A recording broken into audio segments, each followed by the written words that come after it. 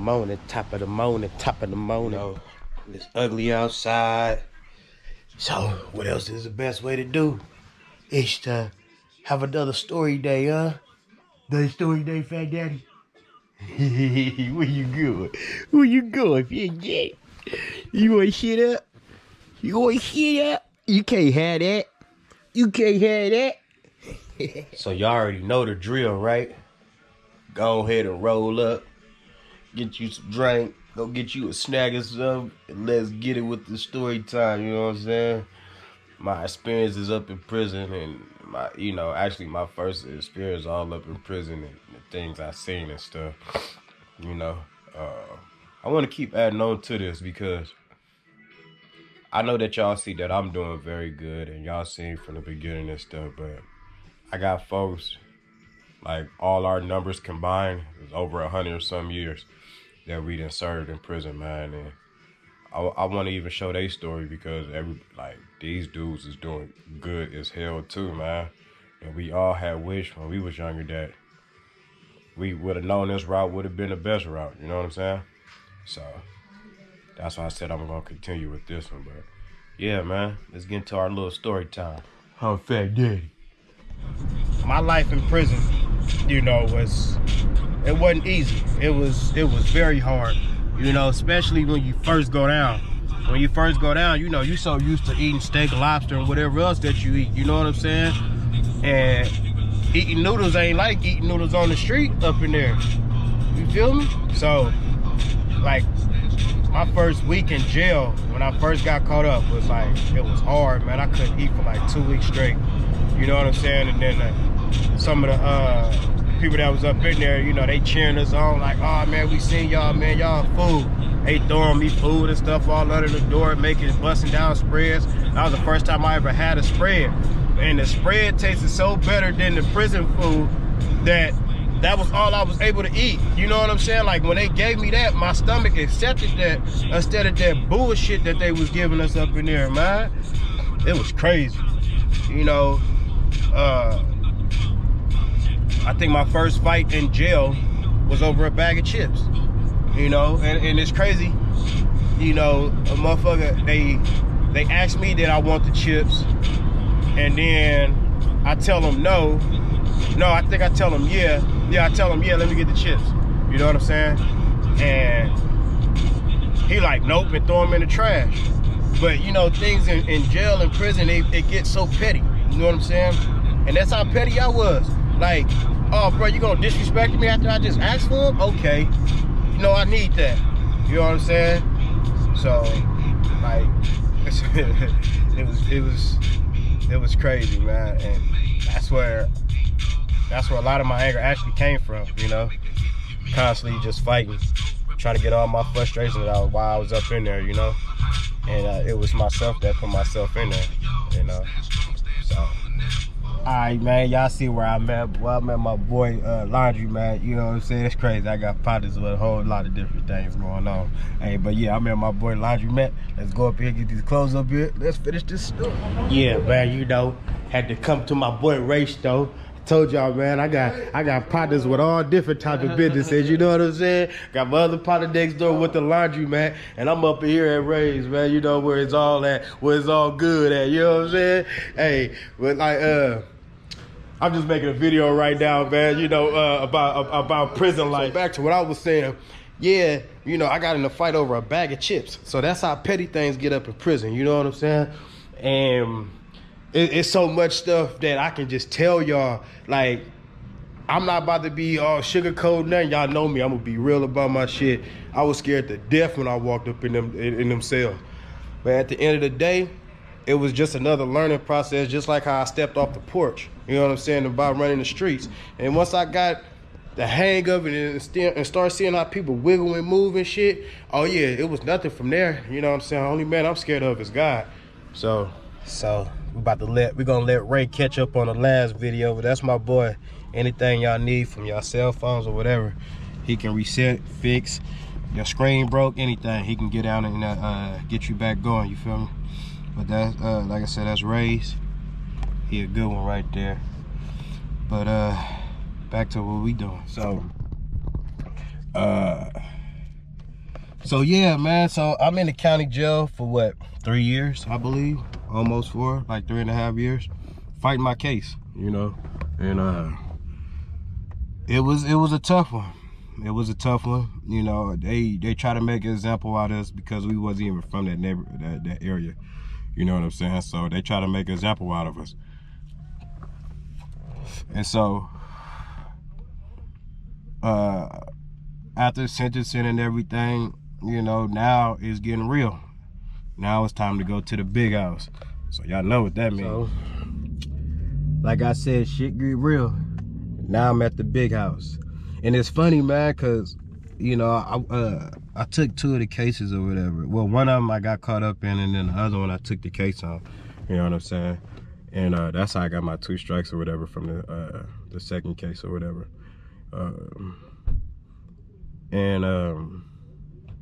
So it was crazy because once I got to the big house, I was already in 23-1 for like 3 years, you know.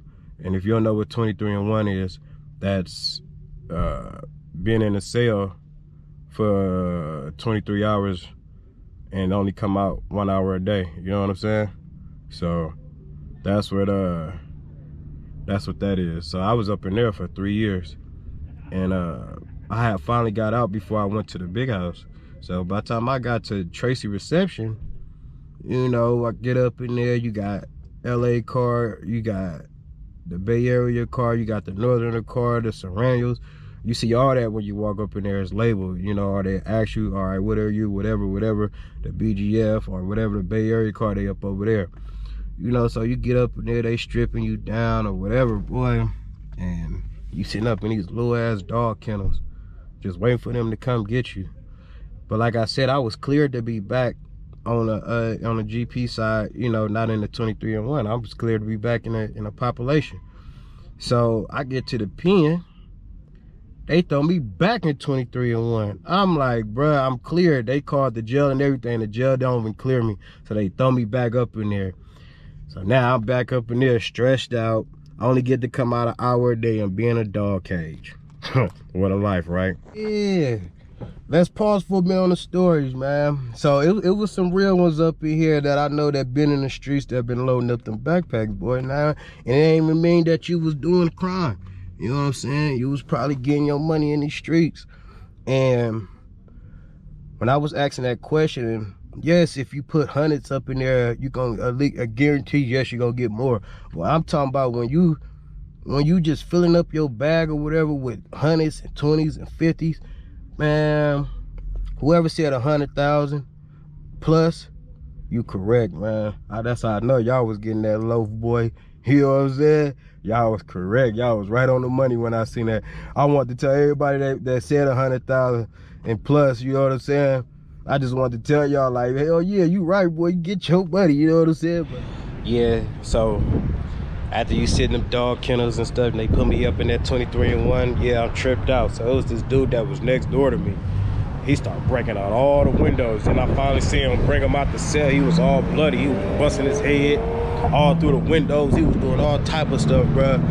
I'm talking about when you see some real thuggish ass people, that's where you see them at, on mamas. You see them right there, because that, I mean, that's what we belong when we ain't doing right. You know what I'm saying? We gonna go there to the mental house or to a graveyard. You know what I'm saying? Y'all know the vibe. See, you know, the stories I'm telling y'all is like, once I got up in there, all my experience, you know, the craziest stuff that I seen once I got up in there, man. So when they let me out the 23-1, first time being on the yard, it was just like all eyes on you. Everybody know that you was the new nigga on the yard, man. And everybody walk up on you, where you from, or you tell them where you from, all right, your car up over there, boom, you go up over there, you holler at them. And then as I'm hollering at them, I didn't know what was going on, so I guess a jailhouse thief was about to get packed out or whatever, so they just like, hey, and you know, before yard is almost over with, something this and that gonna happen, don't worry about it, it's our people, whatever. And it was just crazy, like I didn't understand it because it was our people, but this was just what happened in reception that I seen, that, you know, my first time being on the yard. And once I got to, you know, once that happened, you know, that's when I just start seeing Mini 14s, guards on the top of the roof and everything. Especially when the Mini 14s hanging out the window, they ain't doing no plan. They ready to knock somebody news back and send it to back to your family. You know what I'm saying? They don't hear two shits about you in there. So like, that was one of the crazy experiences. And then it was so hot. You know, you don't supposed to play around getting down when the alarm go off. But it was so hot, you know, people trying to take their shirt off. So I'm looking at what other people are doing and ain't knowing like they can pop me for keep moving. So I'm moving a little, you know, a little spots to just try to get out the heat, and took my shirt off and laid on it because it was so hot on the ground. But they don't care if it's rain, if it's snowing, or if a volcano going off. You better get on the ground. I went to school. I went to leisure class. I see you. You're very smart. What's 10 plus 3? Oh shit. Yeah. You hella smart. 10 plus 3, 11? Yeah, yeah. I'm What? Shit. 5 plus 8. 5 plus 8, 9. Oh, you on your stuff. Okay, give her one. Give her one right now, It's out of pocket. This is the hood at the back. Hey, boy, hey, she smart as hell, boy. Yeah, you hella What's smart. 20 plus 20? Ooh, that's a hard one. Come on. I know you got this. 20. Got it. 120, bro. What? Okay. On point. Y'all know I have to give y'all some comedy, right? Hey, every time she come up in there, she be hitting on his brother, man. And it's something like don't mind my cough, man. I told y'all I'm just out getting over a cold and everything. But man, I know that was just funny. Yeah, so then I left reception after all of that. It was a lot more that actually went on up in there, man. I met this one dude, got 100+ years. And he used to always walk around with 2 bangers on him. And he had like a metal rod in his leg. And every time he go off and they get to searching him, before they get to the middle of his legs, he used to always go off on them. And they used to work for him, you know what I'm saying? Because I guess up in his paperwork, when you taking the mids up in there and they see that you 5150, they really back off, you know what I'm saying? They be real cautious. So he always used to slide with him though. He was a good dude out of LA, man. He was out of from Grape Street. You know what I'm saying? He was from Grape Street. He's always fucked with the Bay car. So look, y'all, there you go. What y'all think? Trying to find somebody that can print it out, and you know, I'm trying to get a good deal on the right t-shirts, the right quality t-shirts. But yeah, got it done. Just got to make the next step, and it's gonna be limited. So I told you I was gonna show y'all. There y'all go. Yeah, I was finished folding. Well, I ain't folding no clothes. I just put her. She know what to do when she get them. Watching this little recap. But yeah, man, I think the story that I told today was actually pretty cool. I got one more to actually really talk about too. So when I left Tracy, I went to Tehachapi. When I got to Tehachapi, yeah, I think like I got there, they took me straight up to the level 4, and then we got up to the level 4 yard, and I'm just sitting there like, man, please don't come one day. Right, I didn't want to go to no level 4 yard, so they had called my name, right? My heart had dropped. Whoa, like, oh shit, I'm about to go to a level 4 yard. And so I'm walking after they uncovered me. After I said it's me, then they just moved me straight to the front. The buzzer told his head to the side. I'm like, oh shit. Then they dropped me off on the 3 yard, you know. But like up in there, I met a guy named Chicken Hawk. He was from IE, and this dude, he was like, this dude was crazy, man. He was cool though. He was cool as fuck. OG.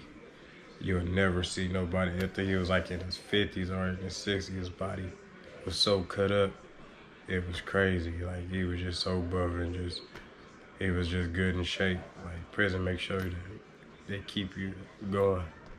That's the crazy thing. Like they give you like 2,000 calories a day if you ain't got no money or nothing coming. So, you know, I heard that man say some crazy things to some people like, man, You want to go home or you want to go home in a box? Or I knock you out and put toothpaste up your booty, make you feel like you're being raped or something. Like crazy shit like that, man. Chick used to do some crazy, he used to say some crazy stuff. And he wasn't playing though. Like, I've seen that old man get out, so that's crazy. And I started working out with him and stuff. He had helped me get back in shape, and then I had left on to another prison. But I feel like I'm losing my voice now. But yeah, like that prison in Tashby, like that was honky town for real.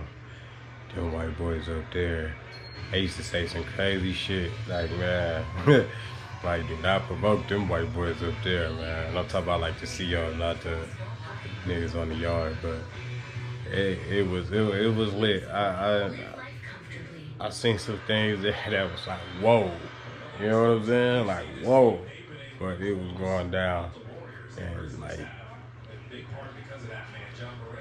oof, I don't know.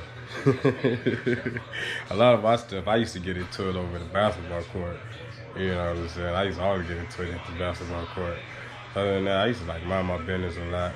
You know, there's a lot of people I knew. I didn't know from the streets, but wind up getting to know. Like the one dude, y'all kept thinking that was Jay Diggs in the thumbnail, but that wasn't Jay Diggs. Right? But yeah, I just give y'all this story. You know, just to give it a little bit more insight.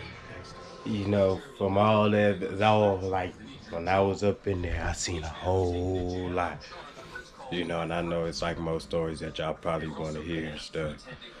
But, you know, the stories that I did tell y'all, it was really wild, you know. Some of those dudes, that I was talking about, they was wild, you know, and it was crazy. You know, I got more stories for y'all, man. I got some wild ones, man, but this woman right here, she got her back turned right now. With them long old dreads, look at them. But yeah, man, that's sis, man. Yeah, she was there, you know. She did what she can, and that was her. Yep, and my little brother. You know what I'm saying? She over there. Mother. Same mama, you know. Y'all see what she doing, so we over here just getting these Christmas gifts and stuff done, you know what I'm saying? Having a little drink, you know what I'm saying? Last minute little stuff, but things got done. Merry Christmas to everybody. I seen my subscriber numbers go up, man. Thank y'all, man. Keep on subscribing. I'm gonna keep doing it. Hey, I'm gonna get back to this car once this rain stop. Like I said, the car going back to $650 for the subframe connectors and everything. So, hey, what can I do while it's raining? You know, I ain't about to be on no wet ground.